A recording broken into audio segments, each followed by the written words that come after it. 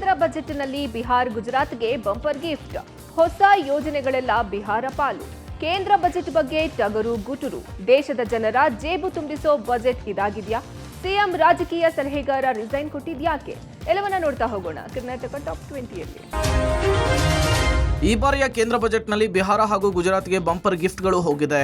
Airport, ಮುಖಾನ್ ರೈತರಿಗೆ offer, ಹಡಗು ನಿರ್ಮಾಣ ಕೇಂದ್ರ ಜೊತೆಗೆ ಫುಡ್ ಸ್ಟೋರೇಜ್ ಸೆಂಟರ್ಗಳು ಬಿಹಾರಕ್ಕೆ ಕೊಡಲಾಗಿದೆ. ಆದರೆ ಕರ್ನಾಟಕದಲ್ಲಿರುವ ಬೆಂಗಳೂರಿನ ಐಐಎಸ್ಸಿಗೆ ಆರ್ಥಿಕ ನೆರವು ನೀಡುವುದಾಗಿ ಘೋಷಿಸಿದ್ರೆ ಹೊರತು ಇನ್ಯಾವುದೇ ಯೋಜನೆಗಳು ಕೂಡ ಕರ್ನಾಟಕಕ್ಕೆ ಸಿಕ್ಕಿಲ್ಲ. ಇದು ರಾಜ್ಯದ ಜನರ ಕಣ್ಣನ್ನ ಕೆಂಪಗಾಕಿಸಿದೆ. ಟೂರಿಸಂ ಕ್ಷೇತ್ರದಲ್ಲೂ ಕೂಡ ರಾಜ್ಯಕ್ಕೆ ಯಾವುದೇ ಸ್ಥಾನಮಾನ ಸಿಕ್ಕಿಲ್ಲದೆ ಇರೋದು ಬೇಸರದ ಸಂಗತಿ. ಇನ್ನು ಈ ಬಜೆಟ್ ಬಗ್ಗೆ ಸಚಿವ ರಾಮಲಿಂಗಾರೆಡ್ಡಿ ವ್ಯಂಗ್ಯವಾಡಿದ್ದಾರೆ. ಕೇಂದ್ರ ಬಜೆಟ್ ನಿಂದ ನಮ್ಗೆ ಯಾವುದೇ ರೀತಿಯ ಲಾಭ ಇಲ್ಲ. 1947ರಿಂದ ಇಲ್ಲಿ ತನಕ 53 ಲಕ್ಷ ಕೋಟಿ ರೂಪಾಯಿ ಸಾಲ ಇತ್ತು.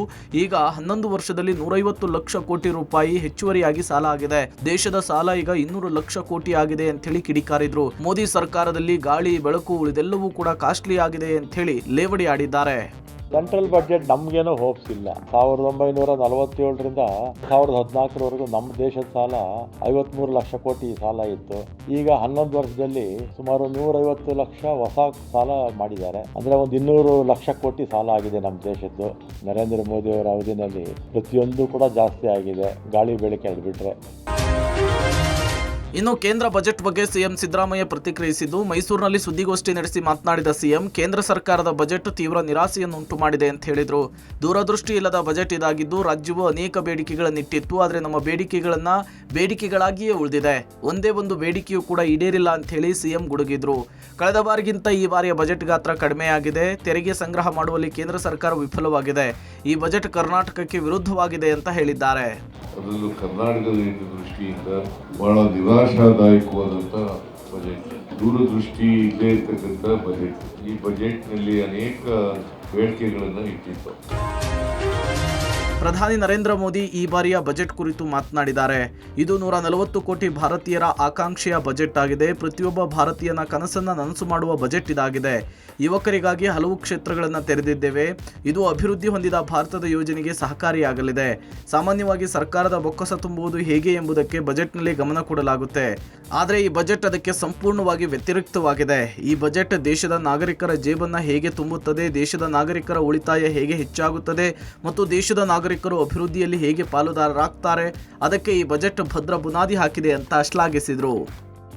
देश के विकास में सुनिश्चित करेगा.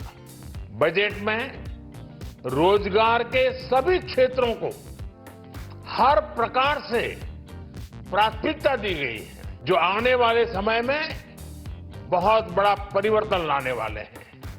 इंफ्रास्ट्रक्चर स्टेटस देने के कारण भारत में बड़े शिप्स के निर्माण को बढ़ावा मिलेगा. आत्मनिर्भर भारत अभियान को गति मिलेगी.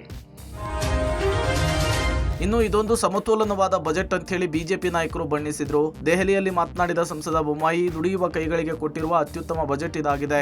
ರೈಲ್ವೆ, ರೋಡ್ನಲ್ಲಿ ರಾಜ್ಯಕ್ಕೆ ಅನುದಾನ ಸಿಗಲಿದೆ ಅಂತ ಹೇಳಿದ್ರು. ಇತ್ತ ಸಂಸದ ಈರಣ್ಣ ಕಡಾಡಿ ಪ್ರತಿಕ್ರಿಯಿಸಿ, ಕಿಸಾನ್ ಕ್ರೆಡಿಟ್ ಕಾರ್ಡ್ ಮಿತಿ ಹೆಚ್ಚಿಸಿರುವುದು ಉತ್ತಮ ಅಂತ ಹೇಳಿದ್ರು. ಬಜೆಟ್ ವಿಚಾರಕ್ಕೆ ಬೆಂಗಳೂರಿನಲ್ಲಿ ಮಾತನಾಡಿದ ವಿಪಕ್ಷ ನಾಯಕ ಆರ್ ಅಶೋಕ್, ಕೈಗಾರಿಕೆ ಸ್ಟಾರ್ಟ್ಅಪ್ಗಳಿಗೆ ಈ ಬಜೆಟ್ನಲ್ಲಿ ಉತ್ತೇಜನವನ್ನು ಕೊಡಲಾಗಿದೆ. ಮೊದಲ ಬಾರಿಗೆ ಉದ್ಯಮ ಮಾಡುವ SC ST ಮಹಿಳೆಯರಿಗೆ ಉತ್ತಮ ಸಾಲ ಸೌಲಭ್ಯವನ್ನು ನೀಡಿದ್ದಾರೆ ಅಂತ ಹೇಳಿದ್ರು. ಇನ್ನು ಕೇಂದ್ರ ರಾಜ್ಯ ಖಾತೆಯ ಸಚಿವ ವಿ ಸೋಮಣ್ಣ ಮಾತನಾಡಿ, ವಿಕಸಿತ ಭಾರತದ ಕನಸು ನನಸು ಮಾಡುವ ಬಜೆಟ್ ಇದಾಗಿದೆ. ಕೃಷಿಕರಿಗೆ ಸಾಕಷ್ಟು ಯೋಜನೆಯನ್ನು ಕೊಟ್ಟಿದೆ ಅಂತ ಹೇಳಿದ್ದಾರೆ. ಪ್ರಧಾನ ಮಂತ್ರಿಗಳ ಒಂದು ದೂರದೃಷ್ಟಿಯ ವಿಕಸಿತ ಭಾರತ ಬಜೆಟ್ಟು ಅಷ್ಟೇ ಅಲ್ಲ, ಎಲ್ಲ ವರ್ಗದ ಜನರಿಗೆ SC ST ಸಮಾಜಕ್ಕೆ ಇವತ್ತು ದುಡಿಯುವ ಕೈಗಳಿಗೆ ವಿಪುಲವಾದಂಥ ಅವಕಾಶವನ್ನು ಕೊಟ್ಟಿರುವಂಥದ್ದು ಒಂದು ಬಜೆಟ್.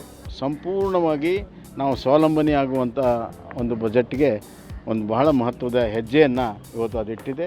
ಇದರಿಂದ ಭಾರತೀಯ ಆರ್ಥಿಕತೆಗೆ ಹೆಚ್ಚಿನ ಒತ್ತನ್ನು ನೀಡಿದಂಥ ಬಜೆಟ್ ಇದಾಗಿದೆ. ಸನ್ಮಾನ್ಯ ಪ್ರಧಾನಮಂತ್ರಿಗಳ ವಿಕಸಿತ ಭಾರತ್ ಕನಸನ್ನು ಸಾಕಾರ ಮಾಡುವ ಬಜೆಟ್ ಈ ಒಂದು ಬಜೆಟ್ ಆಗಿದೆ. ಒಂದು ರೀತಿ ವಿಕಸಿತ ಭಾರತದ ಕಲ್ಪನೆಯನ್ನು ಇಟ್ಕೊಂಡು ಹೊರಟಿರ್ತಕ್ಕಂಥ ಒಂದು ಕೇಂದ್ರ ಸರ್ಕಾರ ನೋಡ್ತಾ ಇದ್ದೀರಿ.